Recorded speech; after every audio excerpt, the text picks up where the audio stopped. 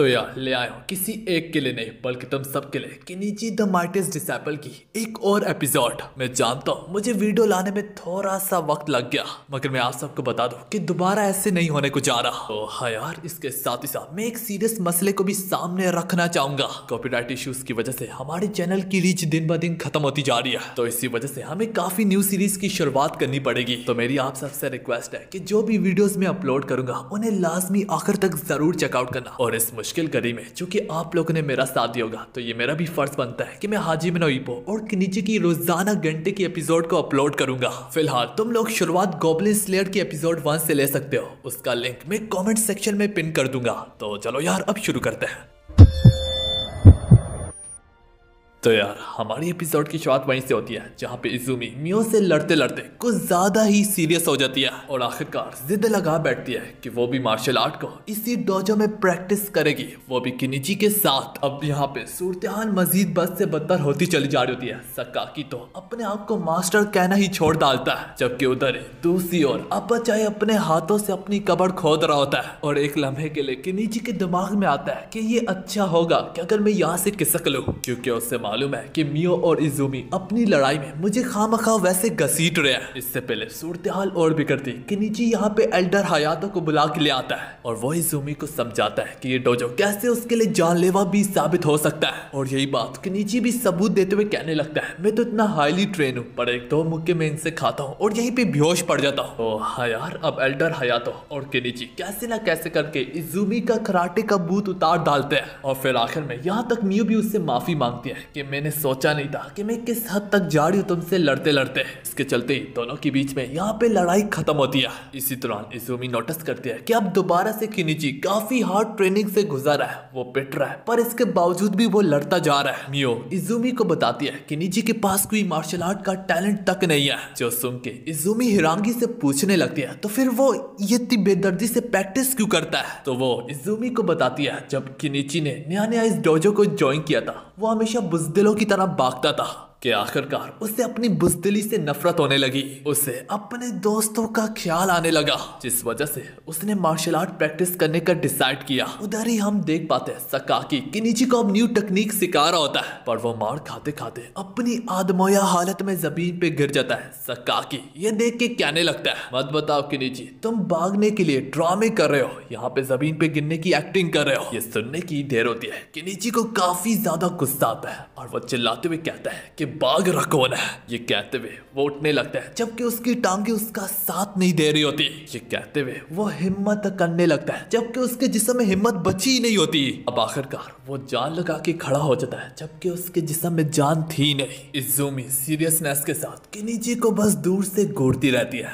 उस दौरान किनिची को नहीं मालूम होता कि इजुमी बस चुपचाप वहां पे बैठ के देख रही है। इजुमी के दिल से किनिची के लिए काफी बड़ी रिस्पेक्ट निकल रही होती है। यूं ही कहानी किनिची के स्कूल पे जाती है, जहाँ पे हम मार्शल आर्ट क्लब के मेंबर्स को एक्टिंग क्लब वालों को बुली करते हुए देखते हैं। वो उनके कपड़े वगैरह और चीजों को डिस्ट्रॉय कर रहे होते हैं। हमें इस जैसे बड़े रूम की तलाश है जो कि तुम लोगों के हवाले किया गया है। हमें मजबूर मत करो कि हम तुम जैसे कमजोरों पे अपने हाथ उठाए। तुम्हारे लिए बेहतर यही होगा कि तुम जल्दी इस रूम को खाली कर डालो, वरना हमें और तरीके भी आते हैं। एक्टिंग क्लब में जो सबसे ज्यादा पॉपुलर होता है उसका नाम होता है तानीमोटो। फिर स्कूल में ये हमें दिखाया जाता है जहाँ पे एलियन फ्रीक किनिची को वार्न करते हुए कहने लगता है, हर्मिट द ग्रेट सिक्स फिस्ट अभी तक तुम्हारे पीछे हाथ धो के पड़ा हुआ है। यहीं पे इसी तरह वो क्लासरूम में एंटर करता है। यहाँ पे निजुमा कहने लगता है, चलो भी किनिची, तुम अपनी पावर का इस्तेमाल करके पूरा स्कूल में गुंडागिरी क्यों नहीं करते। तो किनिची काफी ज्यादा सीरियस होके कहने लगता है, एक मार्शल आर्ट तभी अपने मुक्के का इस्तेमाल करता है जब बात अपने आप को या किसी करीबी दोस्त को बचाने के लिए आती है। तो निजुमा कहता है, ओ प्लीज पहले अपनी मियो को तानीमोटो से तो बचा लो।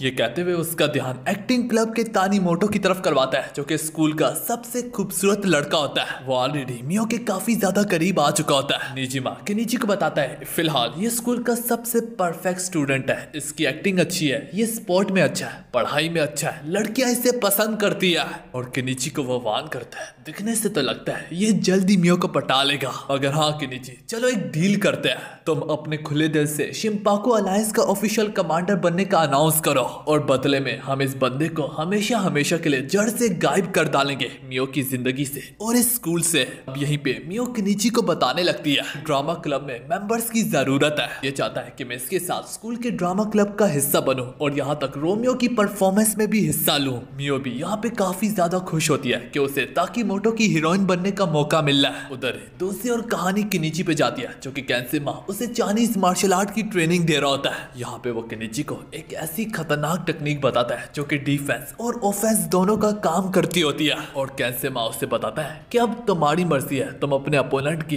गर्दन को तोड़ना चाहते हो या फिर हाथ को। पर ये तो सब शुरुआत है, इसके साथ ही साथ तुम काफी सारे वाइटल्स ऑर्गन्स पे हमला कर सकते हो। वो उससे बताता है कि इस टेक्निक को मिला के यहाँ तक तुम उससे पटक भी सकते हो। इसके साथ ही साथ वो किनिची को सिखाने लगता है कि अगर तुम्हें यूं कोई ग्रिप से जा पकड़े तो वो किनिची को सिखाता है कि उस दौरान तुमने अपर कट से वार करना है। यूं ही कैंसेमा किनिची को एक्सप्लेन करता है, पर हाँ जिसकी गर्दन ज्यादा स्ट्रॉन्ग होगी वो इस वार को झेल लेगा और चूंकि तुम उसके इतने ज्यादा करीबी में होगे और ज्यादा हाथ को लहरा भी नहीं सकते, जिसका मतलब है तुम्हारे हाथ में कम ताकत होगी और यही सेम चीज तुम्हारा अपोनेंट भी सोच रहा होगा। तो सवाल तो ये उठता है, फिर करे तो करे भी क्या।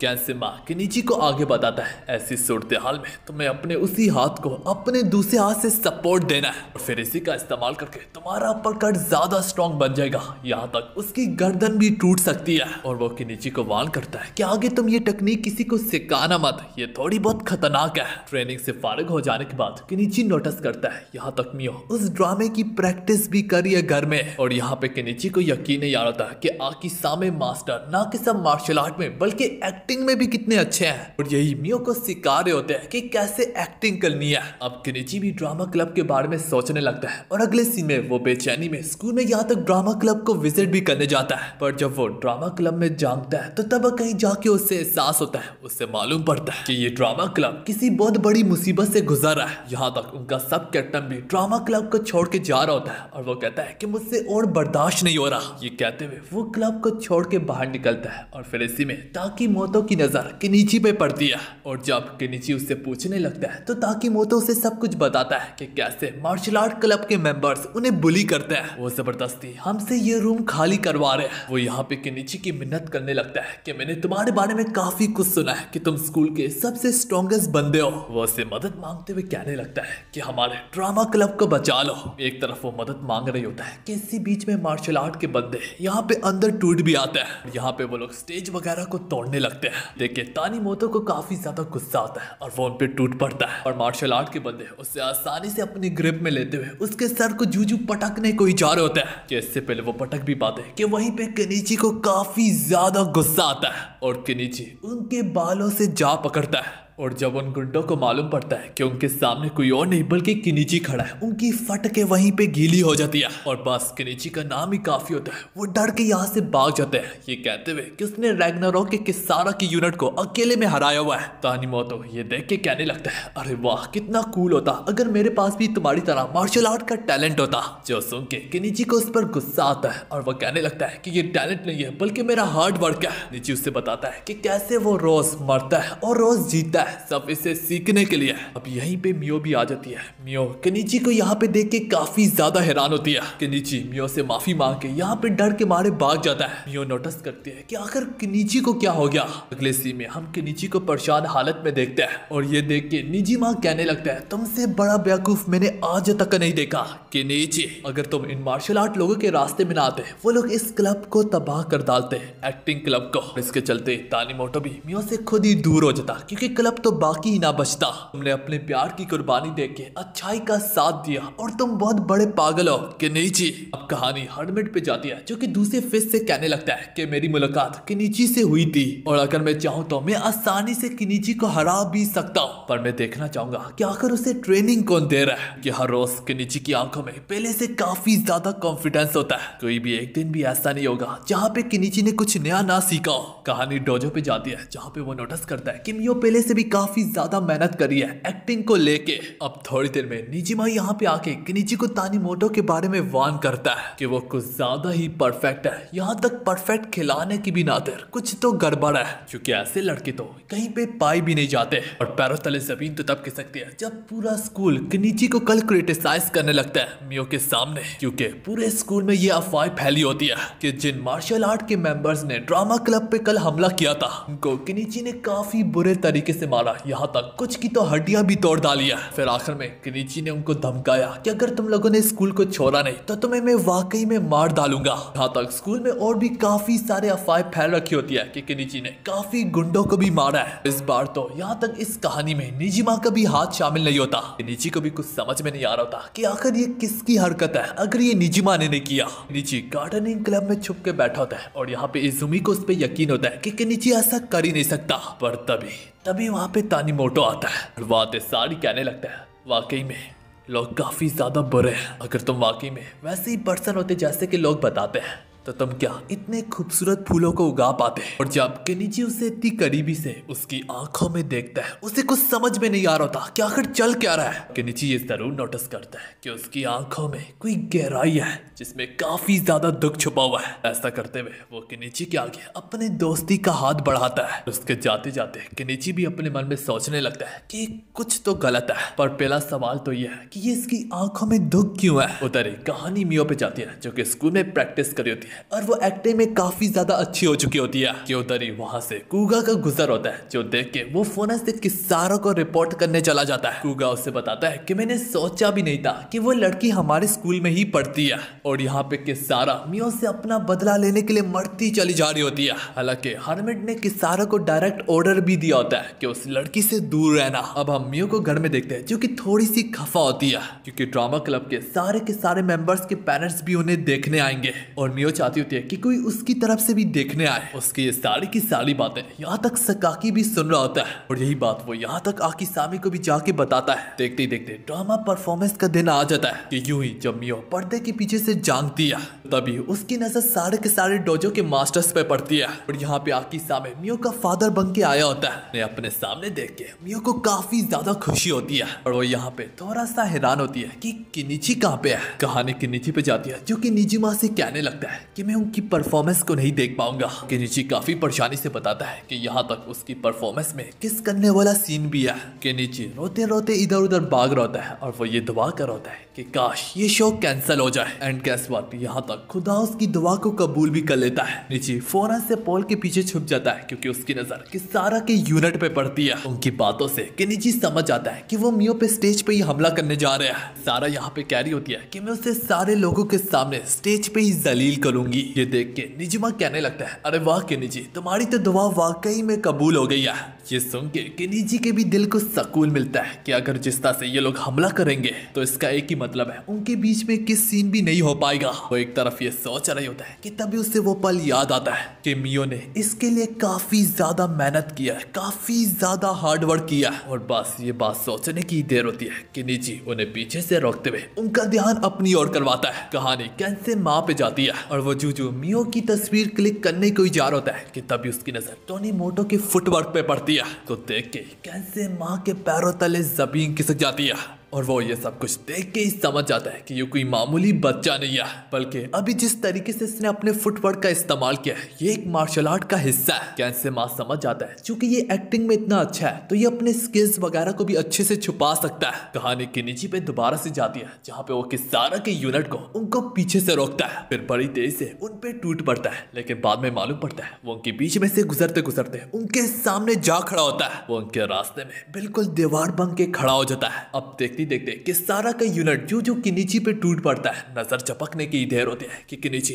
एक ही लम्हे में सारे के सारे चूचों को वहीं पे पटक डालता है। हम देख पाते हैं केनिची यहाँ पे एडवांस मार्शल आर्ट की टेक्निक्स वगैरह का भी इस्तेमाल कर रहा होता है। किस्सारा ये देख के हैरानगी से कहने लगती है मुझे यकीन नहीं आ रहा तुम इतनी जल्दी पहले से भी कई गुना ज्यादा स्ट्रांग हो चुके हो। ये कहते हुए किसारा जूजू किनिची के खिलाफ जाने ही लगती है कि किनिची उसे रोकते हुए कहने लगता है, मैं लड़कियों पे हाथ नहीं उठाता, मगर हाँ मैं तुम्हें यहाँ से जाने भी नहीं दे सकता। ये सुनने के बाद किसारा को काफी ज्यादा गुस्सा आता है और वो गुस्से से किनिची पे टूट पड़ती है। हालांकि किनिची उसकी ऊंचाई से बड़ी हुई किक को आसानी से ब्लॉक कर डालता है। उसके बाद किसारा उस पे अपने खतरनाक किस्म के हमले करती है, पर वो सारे के सारे किनिची एक एक हमले को डॉज कर लेता है, ब्लॉक कर लेता है वगैरह वगैरह। और किनिची यही उससे कहता है कि मैं तुमसे लड़ना नहीं चाहता। ये सुनने के बाद किसारा को अपने बचपन की एक झलक सी दिखाई देती है, जिसे याद करके उससे और भी गुस्सा आता है और वो अब किनिची की जान लेने पे तुड़ जाती है। पर हालांकि किनिची अभी भी अपने डिफेंस मोड में होता है। किसारा को यहाँ पे याद आने लगता है कि वो बचपन से बॉयज से ज्यादा हार्ड ट्रेनिंग किया करती थी और यहाँ तक काफी सारे बॉयज से जीत भी जाया करती थी। पर एक दिन किसारा का यूं ही एक लड़के के साथ स्पारिंग मैच था। किसारा चाहे जरूर अपने स्किल के कारण उससे हरा तो डालती है, मगर जब वो चेंजिंग रूम से गुजरने लगती है तो तभी उसके अपोनेंट का दोस्त उससे कहने लगता है, भाई मैं देख के ही समझ गया था तूने जानबूझ के किसारा को अपने से जीतने दिया। तो किसारा का हारा हुआ अपोनेंट इसके जवाब में कहता है, सारी सी बात है वो एक लड़की है और मुझे ये ठीक नहीं लगा था कि मैं एक लड़की पे हाथ उठाऊं। और उस वक्त किसारा की प्राइड, उसकी इज्जत वहीं पे टूट गई थी। उससे काफी ज्यादा गुस्सा आने लगा और उसे इस टाइप के लड़कों से शदीद नफरत है। और हाँ यार, अब प्रेजेंट में भी उसके सामने उसी टाइप का लड़का खड़ा है। सारा काफी दुख में और गुस्से से बहते हुए किनिची पे हमला करते हुए कहने लगती है, तुम जैसे लड़के हम लड़कियों के गरूर को तोड़ डालते हो, हमें अंदर से मार डालते हो। आखिर खुदा ने तुम लोगों को नेचुरली क्यों ज्यादा स्ट्रॉन्ग बनाया है। अब यहाँ तक किनिची को भी उसके हमलों को रोकते हुए काफी ज्यादा मुश्किल आती है और एक हमले से वो उड़ के जमीन पे जा गिरता है। अब याद रखो किसारा यहाँ पे उसे मारने के चक्कर में है, लेकिन किनिची सिर्फ डिफेंस में है। अगर किनिची यहाँ पे अपनी किलिंग टेक्निक्स वगैरह से काम ले तो किनिची आसानी से इस मैच को जीत सकता है। किसारा उस पे लगातार हमले करते हुए कहने लगती है, चलो देखते हैं तुम आखिर कब तक मेरे हमलों को सह पाओगे। यूं ही एक खतरनाक किस्म का वार किनिची के मुंह पे लगता है। किसारा समझने लगती है ये वो हमला है जिसके कारण अच्छे नहीं उठ सकते। और अब यहाँ पे किनिची जू गिरने को ही जा होता है, तभी उसे मियो का ख्याल आता है और बस ये उसके सोचने की देर होती है कि वो दोबारा से अपने कदम जमा के खड़ा हो जाता है। ये देख के किसारा को अपनी आंखों पे यकीन नहीं आ रहा होता। नीचे उससे बताता है, मैं तब तक जमीन पे नहीं गिरूंगा जब तक तुम यहाँ से चली नहीं जाती, चाहे इसके लिए मुझे अपनी जान को भी खोना पड़े, चाहे मैं मर भी जाऊं, पर इसके बावजूद भी तुम मेरी लाश को कदमों पे पाओगी और ये मेरा तुमसे वादा है। कि नीचे किसारा को यहाँ पे बता डालता है, कभी भी चाह के भी किसी लड़की का गरूर, उसकी इज्जत उससे छीन नहीं सकता। और जिस तरह तुम्हारी कोई इज्जत है इस तरह मेरी भी है, जिस तरह तुम्हारे असूल है इस तरह मेरे भी असूल है, तो मैं तुम्हें यहाँ से नहीं गुजरने दे सकता। सारा उसकी हिम्मत और जानून जज्बे को देख के वहीं पे खड़ी रह जाती, हैरान की हैरान। निजिमा की वहीं पे फट के हाथ में आ जाती है कि यार वाकई में मेरा कमांडर कहीं मारा ही ना जाए। का ये जानून और जज्बा देख के यहाँ तक कि सारा के मन में भी किनिची के लिए थोड़ी बहुत रिस्पेक्ट होने लगती है। यही सब देख के कि सारा यहाँ से चली जाती है। और अब इसके बाद किनिची को यहाँ पे सेकंड थॉट्स आने लगते हैं कि काश मैंने वाकई में जाने देता, एटलीस्ट वो गधा मियो को किस तो ना कर पाता। यहाँ तक निजिमा जैसा सख्त दिल भी अपने आंसू में बहने लगता है। वो सोचने लगता है कि बेचारा किनिची अपने हाथों से अपने आप को डिस्ट्रॉय करा है। मैं इसे समझदार कहूँ या फिर बेवकूफ कहूँ तो मुझे भी नहीं मालूम कि ये बहादुर है या फिर इडियट है। कहानी स्कूल में जाती है जहाँ पे ड्रामा जूजू खत्म ही होता है। सकाकी फिर स्कूल के अंदर अपचाई को ढूंढ रहा होता है, जबकि दूसरी ओर हमें दिखाया जाता है अपचाई बास्केटबॉल स्कूल में खेल होता है और वो जिस तरीके से खेल होता है कोई उसे रोक भी नहीं पा रहा होता। यहाँ तक तो कुछ स्टूडेंट कंप्लेन करने लगते हैं कि ये तो कुछ ज्यादा ही स्ट्रॉन्ग है, फास्ट है। तो कहने लगते हैं कि क्या ये वाकई में हाई स्कूल का ही लड़का है। अपचाई के दम से न्यू टीम यहाँ पे विक्ट्री हासिल करती है और ये इनकी फर्स्ट विक्ट्री होती है। और ये सब कुछ सकाकी दूर से देख रहा होता है। वो कहने लगता है अपचाई वाकई में एक बहुत मासूम क्रीचर है और आखिर ये साला इतनी जल्दी दोस्त कैसे बना लेता है। फिर जाते जाते अपचाई उन्हें एडवाइस देता है कि तुम सब कुछ कर सकते हो, मेरे बिना भी और मेरे साथ भी। फिर आगे हमें फ्यूचर में मालूम पड़ता है कि ये टीम अब नेशनल लेवल पे खेलती है और सबसे पावरफुल टीम बन चुकी है अपचाई के दम से। दूसरी में मियो जूजू तानीमोतो को अपनी फैमिली वगैरह से मिलवा रही होती है। किस्सा में तानीमोतो की दाद देते हुए कहने लगता है ये प्ले अगर इससे भी कई गुना ज्यादा बेहतर होता, अगर तुम्हें एक्टिंग से नफरत ना होती। तुम्हारा फुटवर्क तो काफी ज्यादा इंप्रेसिव है। इस सुन के तानीमोतो को यकीन नहीं आता, उसके पैरों तले जमीन खिसक जाती है कि आखिर कैसे इसने पर्दे के पीछे छुपे हुए मेरे चेहरे को ढूंढ निकाला। उधर ही तानीमोतो की एक फीमेल फीमेल फैन आके उसे फ्लावर दे के जाती है।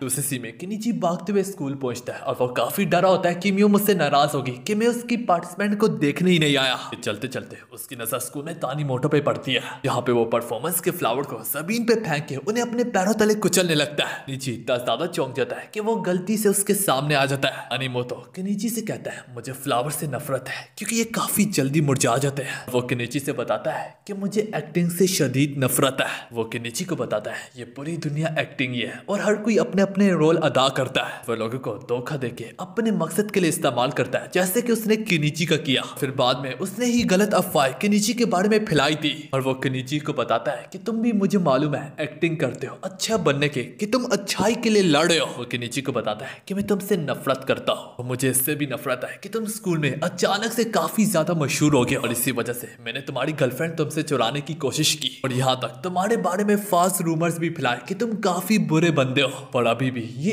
एक बहुत बड़ा सीक्रेट लेके अपने दिल में चल रहा है। आखिर ये शख्स कौन है हमें जल्दी मालूम पड़ेगा। लेकिन फिलहाल इसी के साथ हमारी वाली एपिसोड यहाँ पे खत्म होती है।